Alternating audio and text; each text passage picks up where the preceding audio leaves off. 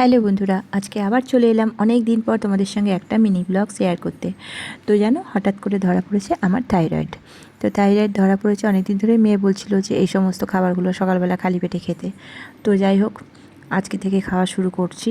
তো এই যে এখানে আমি গোটা ধনে জলে ফুটতে দিয়ে দিলাম। 1 কাপ জলকে আমি হাফ কাপ করব। তো ওখানে ওটা হতে হতে আমি এদিকে মানে ব্রাশ করতে চলে এসেছিলাম। তো দেখো কি জোরে বৃষ্টি হচ্ছে।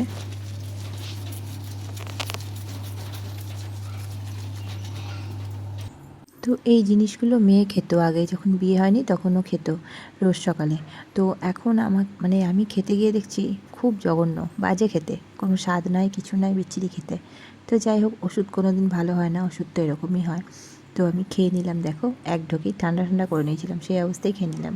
ওদিকে মা চা বানাচ্ছিল। চাটা কিন্তু আমি সঙ্গে সঙ্গে খাইনি, চাটা আমি 10 মিনিট পর খেয়েছি। তো যাই হোক, চা দিয়ে আমি এই বিস্কুট ছাড়া খাই না, আর বেকারি বিস্কুটগুলো হয় ওগুলো খাই। যাই হোক, তো চাটা খেয়ে উপরে ঘরে চলে এসেছিলাম ঠাকুরের বাসনগুলো মাজতে। আজকে বৃহস্পতিবার। আর এই দেখো গাছগুলো দেখো, এত বৃষ্টি হচ্ছে, প্রচণ্ড বৃষ্টি হচ্ছে, তার মধ্যে ফুল ফোটা বন্ধ হয়ে গেছে গাছগুলো এখন।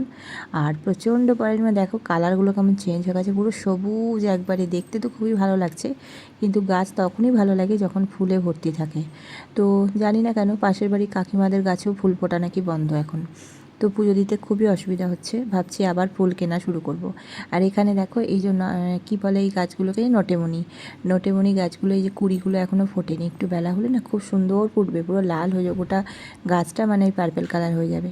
তো আমি এখন এই ঘরটা পুছে নিচ্ছি, ঠাকুর সামনেটা শুধু পুজবো না, চান করে পুজবো, এখন গোটা ঘর পুছে নিচ্ছি। তো ঘরটার পুছে আমি এখন চললাম হচ্ছে দোকানে, মানে ফুল আর মিষ্টি কিনতে। কালকে অনেক বৃষ্টি হয়েছিল, ওর বাবা কিনে আনতে পারেনি, সেই কারণে আজকে আমি যাচ্ছি এখন কিনতে। তো কিনে এনে চান টান করে নিয়ে এইবার ঠাকুর ঘরে চলে এসেছি পুজো করতে।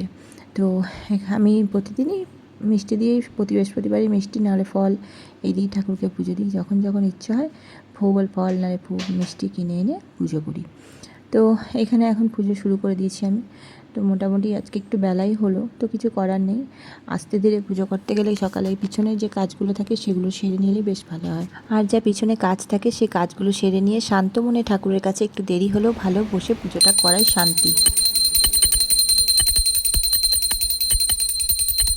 দোল পূর্ণিমা নিশি নির্মল বা কাজ ধীরে ধীরে বইতেছে, মলয় বাতাস লক্ষ্মীদেবী বামে করে বসি নারায়ণ বইতেছে নানা কথা সুখে এলাপন, হেনকালে বিনা নিয়ে আসি মুনিবর, নারায়ণের সাক্ষাতে করিল বিস্তর। তো বৃহস্পতিবারের যে বই, সে বই আমি পাঁচালি আমি পড়ে নিচ্ছি। এটা আমি, জানো তো বন্ধুরা, সেই ছোট্ট থেকে আমার অভ্যাস। আমি যখন একদম ছোট ছিলাম তখন থেকে আমি পাঁচালি পড়তাম, মা পড়তো, আমি বলতাম আমাকে দাও, আমি পড়বো। তো পুজো সেই ছোট্ট থেকে অভ্যাস আমার, বৃহস্পতিবারে এই পুজো করা, পাঁচালি পড়া খুব ভালো লাগে। তো আমি এখন দেখো পুজো কমপ্লিট করে নিয়েছি। তো সকাল থেকে আজকে যা যা কাজ করেছি এখন পুজো অবধি তোমাদের সঙ্গে সেটুকু শেয়ার করলাম। তো ভালো লাগলে লাইক দিও আর কমেন্ট করো, তোমরা কমেন্ট না করলে ভালো লাগে না। তো এখনকার মতন আসছি বন্ধুরা, টাটা।